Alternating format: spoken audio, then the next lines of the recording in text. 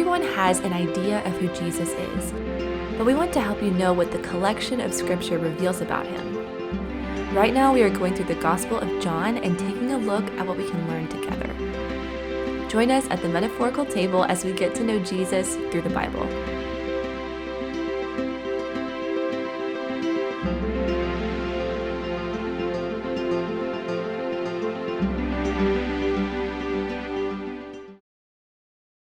Welcome everybody to the Jesus Table Podcast. My name is Eliott Reyna. I'm here with Dr. Nick Venditti, and we're going through the Gospel of John, getting to know Jesus a little bit better and what the Gospel of John reveals about Jesus. And we're finishing off a little series focusing on the 7 signs or 7 miracles that are highlighted of Jesus' ministry here in the Gospel of John. Jesus did many more than 7, but these are the ones that John chose to highlight for a specific reason. And we've gone through each one of those, seeing different things that are focused or that are important of why this miracle, this sign was included in the gospel.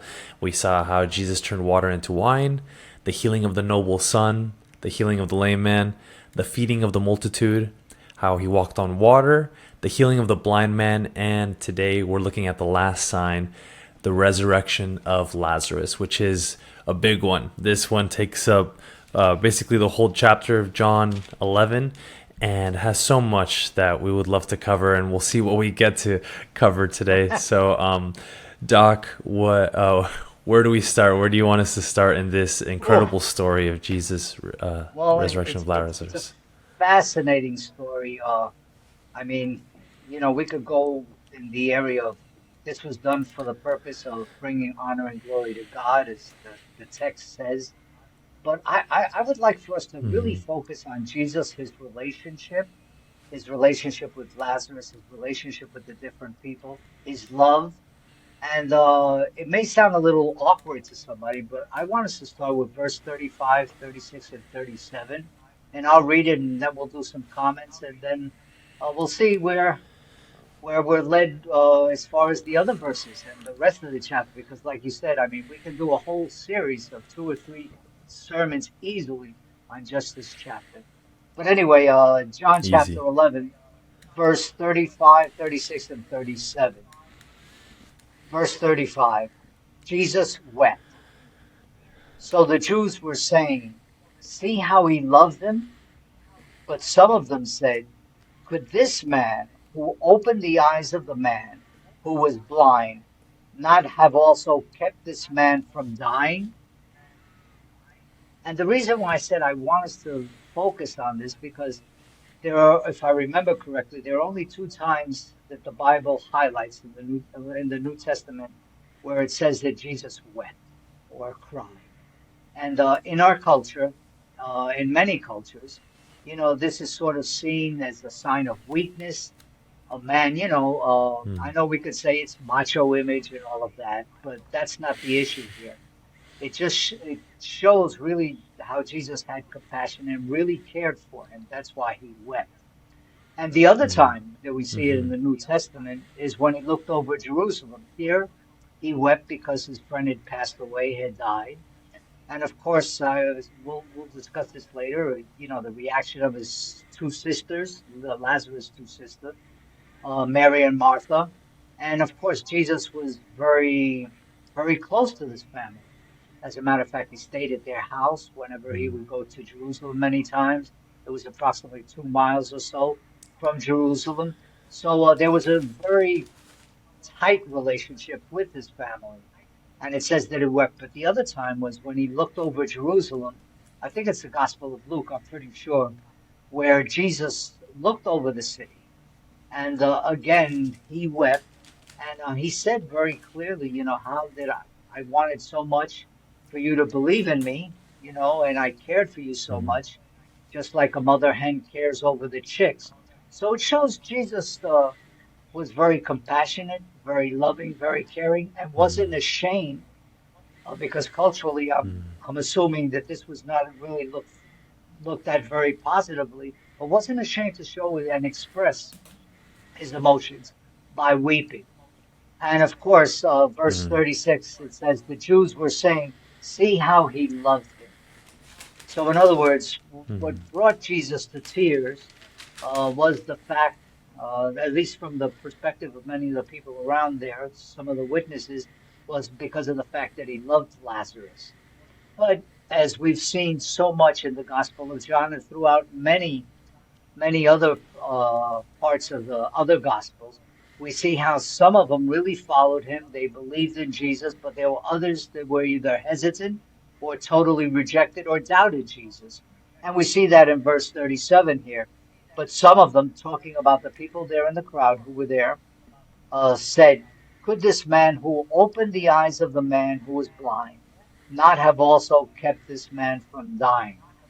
In other words, well, I mean, Mhm. here, they're sort of skeptical, critical, obviously. I mean, like, Jesus, hey, if you've done all these things, uh, didn't you love Lazarus enough that, you could have come earlier or whatever and help him, Mhm. before he died or heal him, et cetera, et cetera. And I think this is all very important so that we can understand how John not only writes his gospel, but he portrays what I would consider a very real attitude of many people towards Jesus and vice versa, Jesus towards them. Mhm. So here we see a compassionate Jesus in this chapter, because he loved not only Lazarus, but also the sisters. And but we see a Jesus also that's very honoring of the Father, because he says all of this is for the glory of the Father. So, like you said before, Elliot, we have a lot to chew on here. So, uh, your Yeah. comments, what do you think? Yeah. I like what you said in the sense of I relate to imagine being Lazarus, a friend of Jesus. You know he loves you and he stayed at your house, all this stuff. And then he's sick and he doesn't show up. You know how it doesn't say what sickness he had, it doesn't say how long he was sick, but he's sick. All the family are saying, well, if Jesus shows up, he can heal him, and then he doesn't. And this sort of disappointment that I think a lot of people can maybe relate to when they're like, why is it that God heals sometimes, but then he doesn't other times, and that's something I guess I haven't really thought of when reading this story until you just brought it up. Uh, and the sisters feel the same way when Jesus shows up. Martha said to him, "If you had been here, Lord, my brother wouldn't have Yeah, died." So it shows faith in a sense, but it also kind of blaming, like the finger yeah, pointing, like why weren't that's you right. Very here? good. Where were you? Um, and and yeah, even now I know that whatever you ask from God, God will give. So there's this faith. They're honoring Him, but they also feel this maybe disappointment. I think, which is a natural human Exactly. emotion.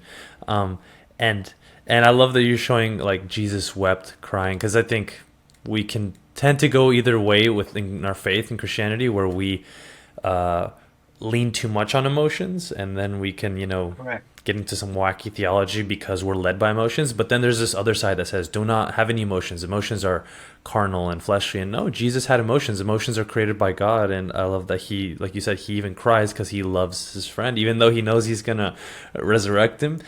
Just the taste of death, I think, makes Jesus weep Mhm. because it's so not him. He is life, and this is Yeah. so opposite to him.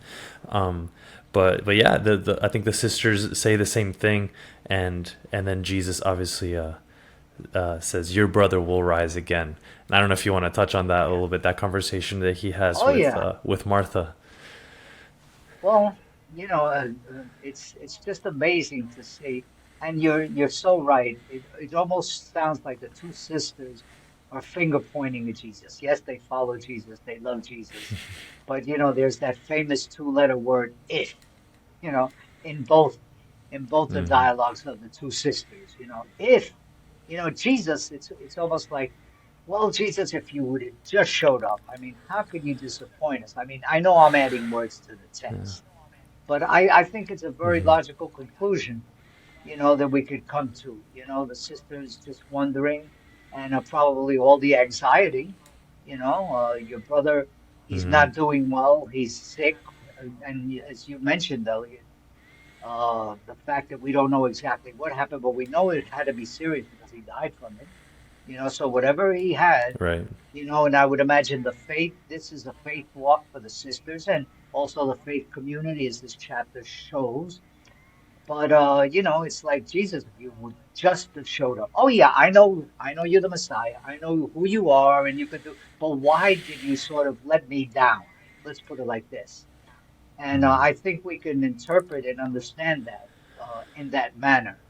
And the sisters, both Mm-hmm. of them, it's curious. So I would imagine, again, maybe this is holy imagination on my behalf, but I would imagine maybe the sisters, even because it does say that the sisters spoke secretly, that Martha and Mary, uh, they, they spoke for a moment.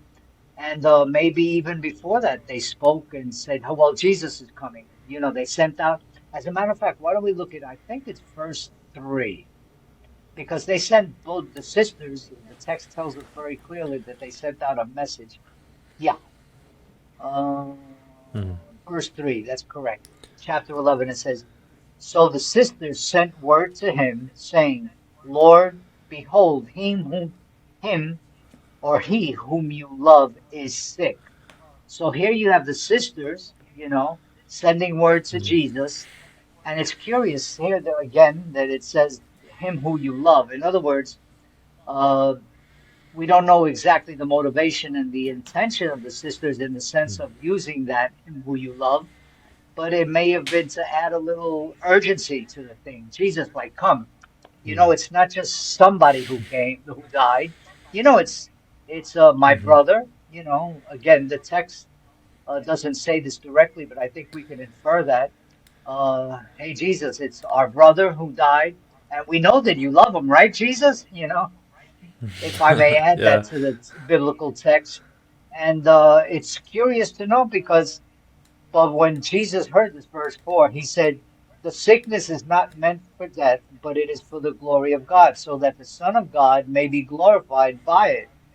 And verse 5, now Jesus loved Martha and her sister and Lazarus. Again, we see Jesus love not only for Lazarus, but verse 5 makes it very clear. Now, Jesus loved Martha and her sister and Lazarus. So we see the sisters, we really see a beautiful picture of compassion, a picture of love, and we see a wonderful picture of Jesus So having good. compassion and love and crying and all of this. And as you mentioned, Elliot, also the fact that Jesus knew that he had died.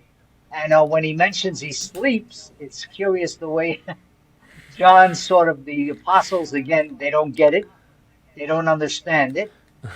And it's very easy for us criticizing them. But if I was there, most probably I would say, oh, okay, I would come and go along with the disciples. Well, Jesus, if he sleeps, Yeah. okay, he's going to get So well. funny. And then Jesus clearly tells Yeah. him, no, Lazarus is dead, but this will all be for the glory of God, and that they may know again that Jesus is the Messiah, the Yeah. Son of God. So there's a lot going Yeah. on here. There's really a lot going on. Yeah. I love that you highlight Jesus' compassion because I think some Oh people yeah, may get stuck with, okay, he did this for the glory of God, and not see the full nature of what that means. And in a sense, giving the glory to God is also showing his character, and his character is love. He is love, and hmm and he's doing this out of love. And First Corinthians 12 and 14, when it's talking about the gifts, healing, right. prophecy, tongues, all this stuff, right in the middle of 12 and 14, when it's talking about this, it's the chapter of love, because compassion should be what fuels the gifts of the Spirit, because that's part of who God is, and that's Jesus exemplifies that. That is his compassion that's also leading him to make this miracle, not just revealing who he is, although they kind of go hand in hand. He's revealing his love through this as well.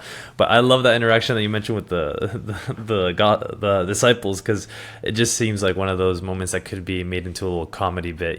He's like, Lazarus Yeah, has fallen asleep, and it's his poetic way of saying he's passed away. And they're like, yeah, oh, then why are we going to him? He'll wake up. He's fine. Like, we all fall asleep. And then he just says, no, you don't get it. He's dead. But then when he's saying we're going to him, it's so funny that Thomas said to his fellow disciples, let's go too so that we oh may yeah, die with him. And you would think it's Peter that would say something so absurd and yeah, intense, but this time it was Thomas, which I guess shows how much faith he had as well. He's like, oh, we're going to him and he's dead. That means we're going to die, because that's where he is. He's in death, so we're going to him. Like, it just, again, missing the point, but hey, I love the heart that he's willing to follow Jesus even to death at this point in the story. And then when they get there, they have this interaction with Martha. He has this interaction with Martha, and after he says, if you had been here, he would be well. He says, your brother will rise. And she says, I know that he will rise on the resurrection on the last day.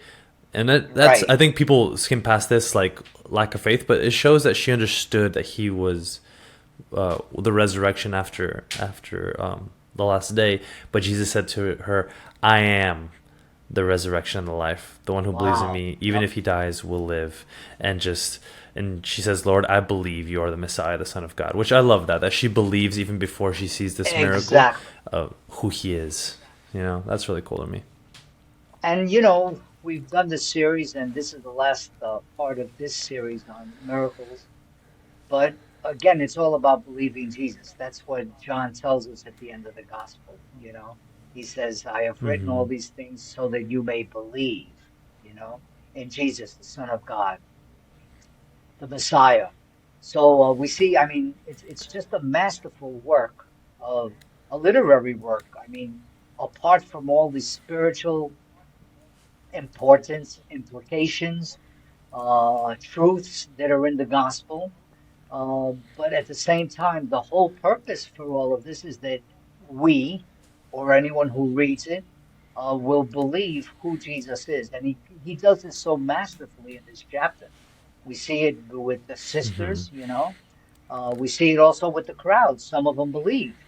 And we see at the end of the gospel how the enemies or the religious leaders of that day, many of them, use this as an excuse, and maybe that's something we could look at the end, use this as an excuse to sort of conspire against Jesus, not only against only Jesus, but also because this miracle was so important, because this miracle was just, somebody dies and comes to life again, and it really spread. They didn't have the internet or anything like that, but you can just imagine first century Jerusalem, everybody, hey, Jesus is the Messiah, and look what happened. Remember his friend Lazarus, et cetera, et cetera. He died, but then, he died, not only died, because some people say, well, if he would have died, maybe 6 hours, he really wasn't dead. But it was 4 days now.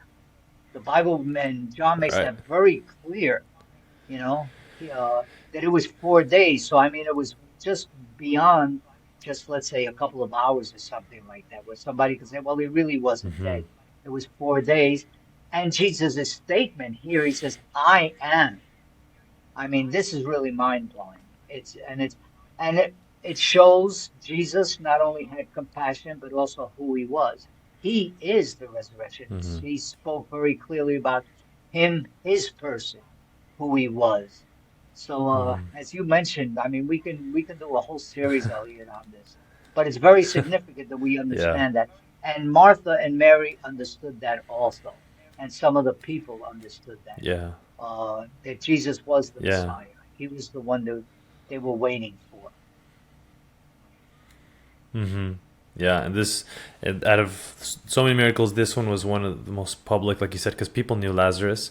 They knew he had been dead. He had had some sort of funeral, I'm guessing, or something in his 4 days. Well, he was buried. And then when so he'd already had, like, all these people are mourning him. And then when it says that when he comes to the tomb, after the verses we read in the beginning where Jesus wept, and all these people are saying, couldn't this guy have stopped this man from dying if he had shown up early? And then Jesus, deeply moved again, came to the tomb, again, highlighting his compassion, like you said. And it was a cave, and the stone was lying against it, and he said, remove the stone. And Martha, I love her, she's just so practical. She says, Lord, there's already a stench, he's been dead for 4 days. Like, I don't know, that sounds pretty uncomfortable for everybody here. And Jesus said, didn't I tell you that if you believed, you would see the glory of God? So they removed the stone. Jesus raised his hands and said, Father, I thank you that you heard me. I know that you always hear me, but because of the crowd standing here, I said this, so that they may believe you sent me. And after this, he shouts, Lazarus, come out. And again, like he's doing this so that the crowd may believe. I don't know how many people are there, but there's a crowd. Right. And he walks up and they unwrap him and let him go. And many saw that and believed, because I mean, you can't deny this one. You know, Yeah. the blind man was a big one. So many of the Yeah. ones we saw, some of them were in private, like walking on water. Only the disciples saw Hmm. that one. But this one is big. This one is bold. That's This one right. is showing clearly who Jesus is. And so many people today use the phrase huge. This was huge. Yeah. Yeah. Yeah. And the Pharisees didn't particularly like it. Yeah. They what do you think were some of the reasons that they were so Well, scared of, why don't we read because those of this miracle? third? Let's read those verses, even though initially, so this way it gives us a sense of context for verse 47, and we'll just highlight that very quickly if you want. Therefore, the chief priests, verse Okay. 47, therefore the chief priests and the Pharisees convened a council meeting, and they were saying, what are we doing in regard to the fact that this man is performing many signs? Verse 48.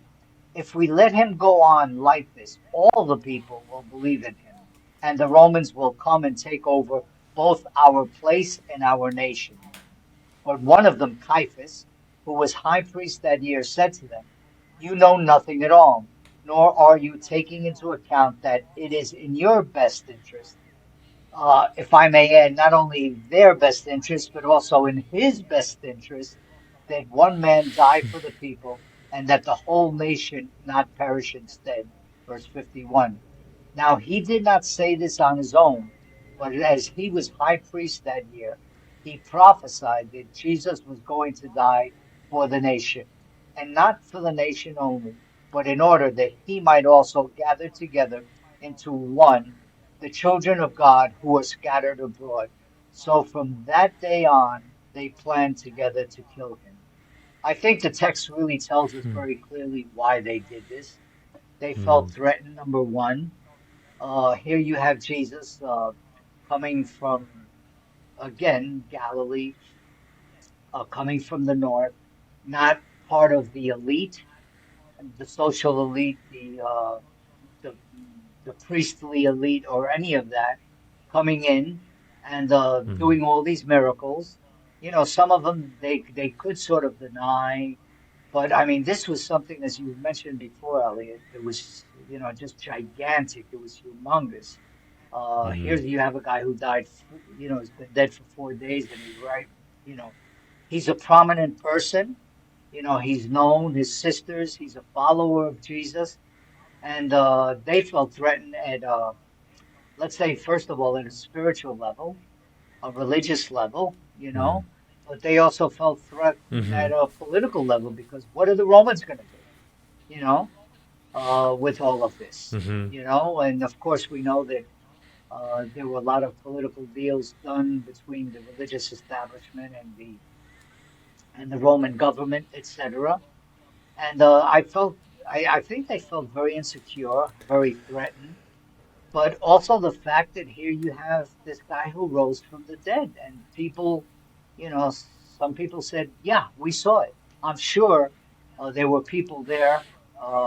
We know they saw it, but they had friends, they had family. They went to others and told them, hey, you know what I saw today? Because I know if I was there, that's the first thing I would do. I would let my friends and family mhm. know. So, I mean, word was spreading out.